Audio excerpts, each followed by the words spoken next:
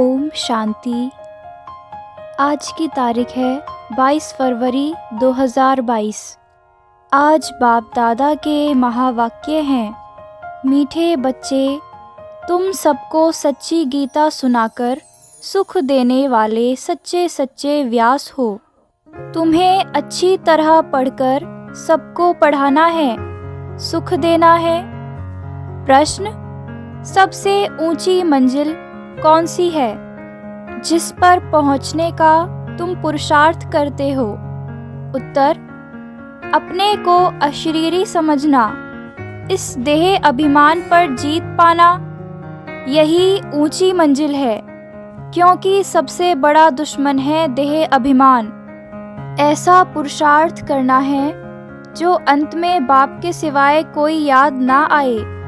शरीर छोड़ बाप के पास जाना है, यह शरीर भी याद न रहे, यही मेहनत है। गीत है इस पाप की दुनिया से। ओम शांति।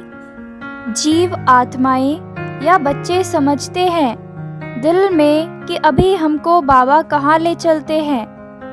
बरोबर जहाँ से हम आए हैं वहाँ ही ले चलेंगे। फिर हमको पुण्य आत्माओं की सृष्टि जीव आत्माओं की दुनिया में भेज देंगे।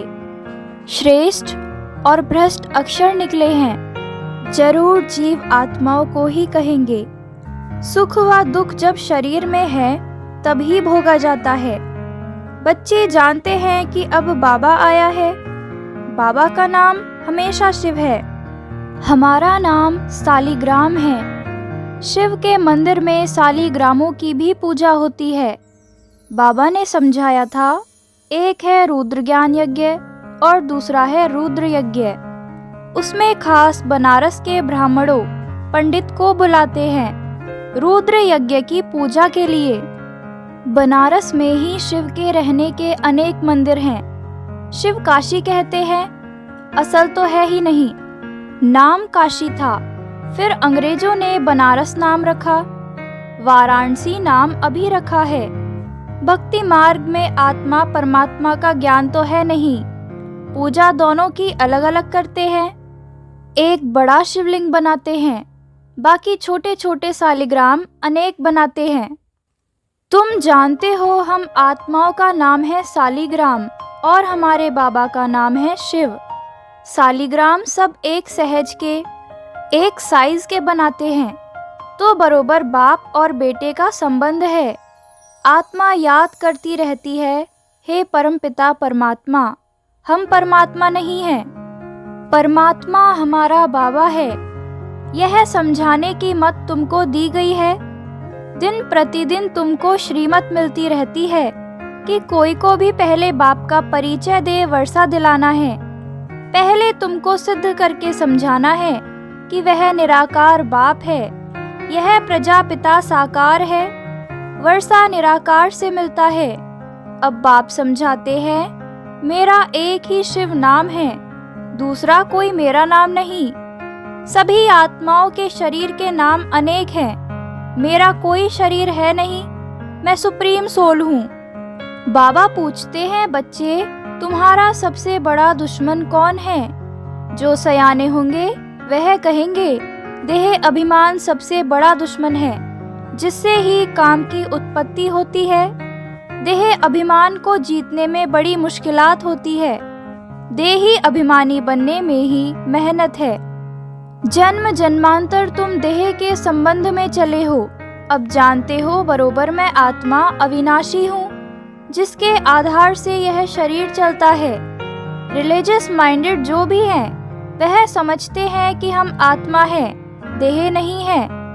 आत्मा का नाम एक ही रहता है, देह के नाम बदलते हैं। आत्मा एक शरीर छोड़ दूसरा लेती है। हमको बाप कहते हैं, तुमको चलना है पुण्य आत्माओं की दुनिया में, यह है पाप आत्माओं की दुनिया। भ्रष्टाचारी रावण बनाते हैं। 10 शीश वाला कोई मनुष्य होता नहीं, परंतु इस बात को कोई नहीं जानते। सभी राम लीला आदि में पार्ट लेते रहते हैं, सब एक मत भी नहीं है। कोई कोई इन सब बातों को कल्पना समझते हैं। परंतु यह नहीं जानते कि रावण भ्रष्टाचारी को कहा जाता है। पराई स्त्री को चुराना यह भ्रष्टाचार है ना। इस समय सब भ्रष्टाचारी हैं, क्योंकि विकार में जाते हैं। जो विकार में ना जाए उनको निर्विकारी कहा जाता है। वह है राम राज्य, यह है रावण राज्य। भारत में ही राम राज्य था। भारत सबसे प्राचीन था। पहले नंबर में सृष्टि पर सूर्यवंशी देवी देवताओं का झंडा बुलंद था। उस समय चंद्रवंशी भी नहीं थे। अभी तुम बच्चों का यह सूर्यवंशी झंडा है। तुमको मंजिल का पता लगा है, फिर भूल जाते हो। स्कूल में बच्चा कभी एम ऑब्जेक्ट को भूल नहीं सकता। स्टूडेंट टीचर को व पढ़ाई को कभी भूल नहीं सकते। यहाँ फिर भूल जाते हैं। कितनी बड़ी पढ़ाई है। 21 जन्मों के लिए राज्य भाग्य पाते हो। ऐसे स्कूल में कितना अच्छा और रोजाना पढ़ना चाहिए। इस कल्प अगर नापास हुए तो कल्प कल्प नापास होते ही रहेंगे। फिर कभी भी पास नहीं होना है। तो कितना पुरुषार्थ करना चाहिए। श्रीमत पर चलना चाहिए। श्रीमत कहती है अच्छी रीति धारणा करो और कराओ। अगर ईश्वरीय डायरेक्शन पर नहीं चलेंगे तो ऊंच पद भी नहीं पाएंगे। अपने दिल से पूछो, हम श्रीमत पर चल रहे हैं। अपने को मियाँ मिट्ठू नहीं समझना है।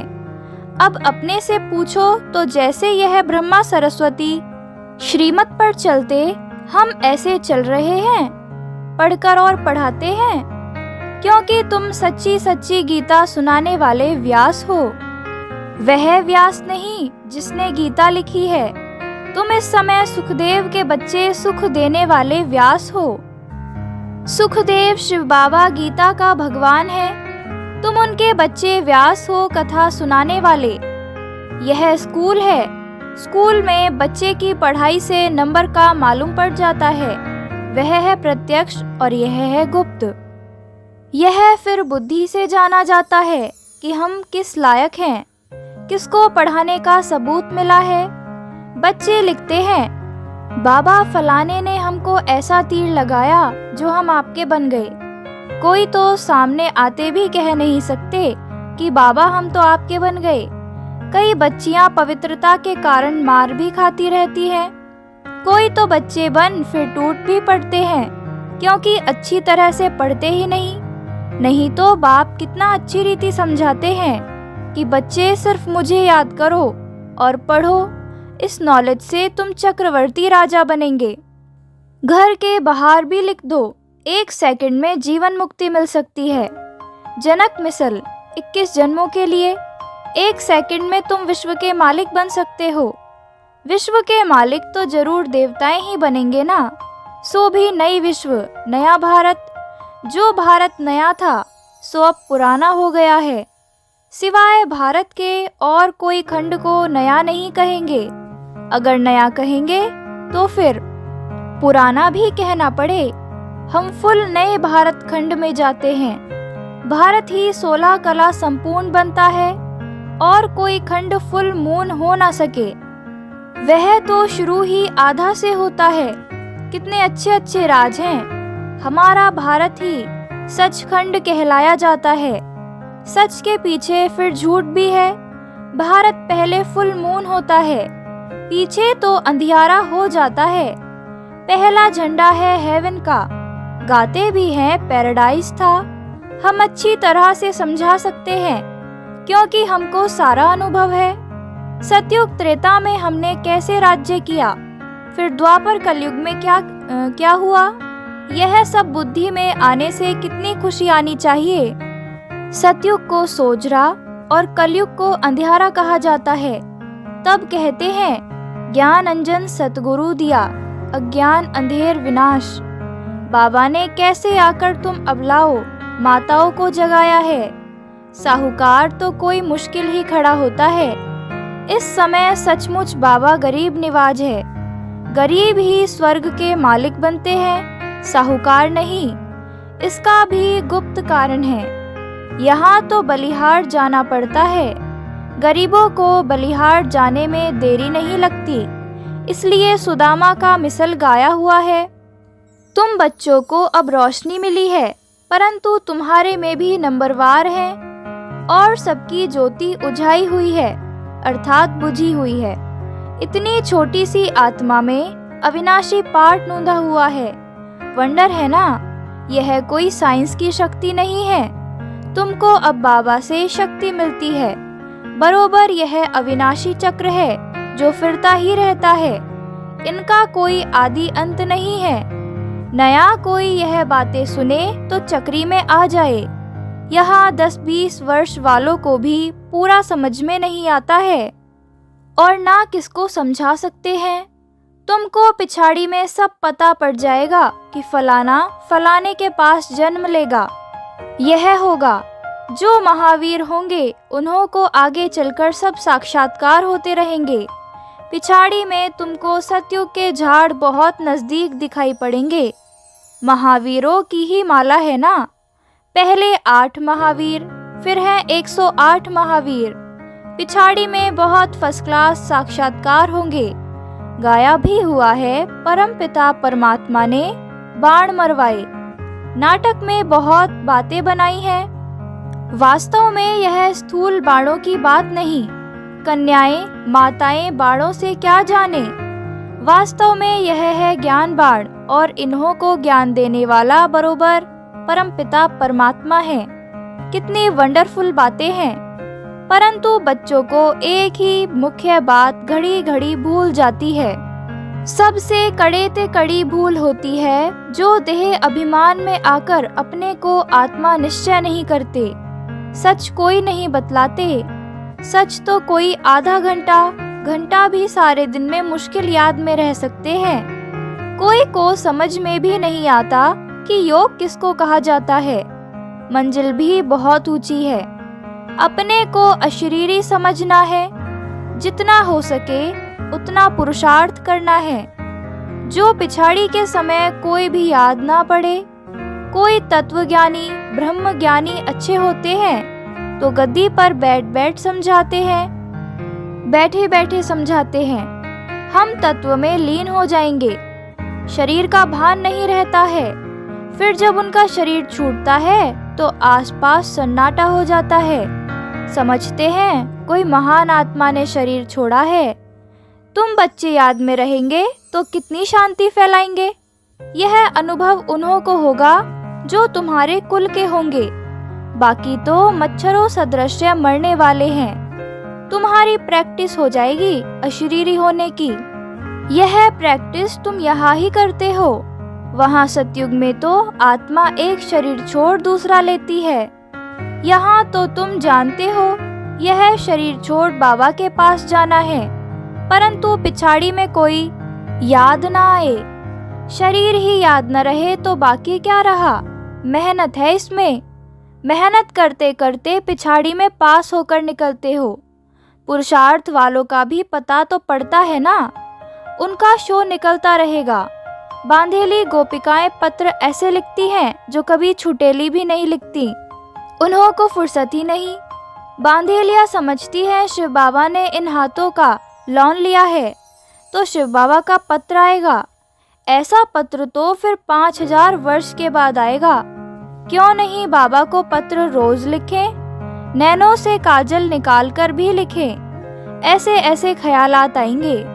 और लिखती है बाबा मैं वही कल पहले वाली गोपिका हूँ। हम आपसे मिलेंगे भी जरूर, वर्षा भी जरूर लेंगे। योग बल है तो अपने को बंधन से छुड़ाती रहती है। फिर मोह भी किसमें ना रहे। चतुराई से समझाना है, अपने को बचाना है।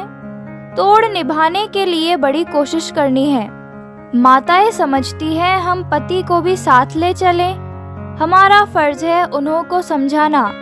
पवित्रता तो बहुत अच्छी है। बाबा खुद कहते हैं काम महाशत्रु है, इनको जीतो। मुझे याद करो तो मैं तुमको स्वर्ग का मालिक बनाऊंगा। ऐसी बच्चियां हैं जो पति को समझाकर ले आती हैं। बांधेलियों का भी पार्ट है। अबलाओं पर अत्याचार तो होते ही है। यह शास्त्रों में भी गायन है। कामेशु क्रोधेशु कोई नई बात नहीं है। तुमको तो 21 जन्मों का वर्षा मिलता है।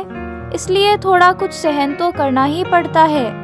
अच्छा, मीठे मीठे सिकिलदे बच्चों प्रति मात पिता बाप दादा का याद प्यार और गुड मॉर्निंग। रूहानी बाप की रूहानी बच्चों को नमस्ते। हम रूहानी बच्चों की रूहानी मात पिता बाप दादा को याद प्यार गुड मॉर्निंग, नमस्ते नमस्ते नमस्ते। धारणा के लिए मुख्य सार है। फर्स्ट पॉइंट, योग बल से अपने सब बंधनों को काट बंधन मुक्त होना है, किसी में भी मोह नहीं रखना है। सेकंड, जो भी ईश्वरीय डायरेक्शन मिलते हैं उन पर पूरा पूरा चलना है, अच्छी तरह से पढ़ना और पढ़ाना है, मियाँ मिट्ठू नहीं बनना है। वरदान है आज, बाप के प्यार की पालना द्वारा सहज योगी जीवन बनाने वाले स्मृति सो समर्थी स्वरूप भव। बाप के प्यार की पालना द्वारा सहज योगी जीवन बनाने वाले स्मृति सो समर्थी स्वरूप भव। सारे विश्व की आत्माएं परमात्मा को बाप कहती हैं, लेकिन पालना और पढ़ाई के पात्र नहीं बनती है। सारे कल्प में आप थोड़ी सी आत्माएं अभी ही इस भाग्य के पात्र बनती हो। तो इस पालना का प्रैक्टिकल स्वरूप है सहज योगी जीवन। बाप बच्चों की कोई भी मुश्किल बात देख नहीं सकते। बच्चे खुद ही सोच सोच कर मुश्किल बना देते हैं, लेकिन स्मृति स्वरूप के संस्कारों को इमर्ज करो तो समर्थी आ जाएगी। स्लोगन है आज, सदा निश्चिंत स्थिति का अनुभव करना है तो आत्मचिंतन और परमात्म चिंतन करो। सदा निश्चिंत स्थिति का अनुभव करना है तो आत्मचिंतन और परमात्म चिंतन करो। अच्छा, ओम शांति।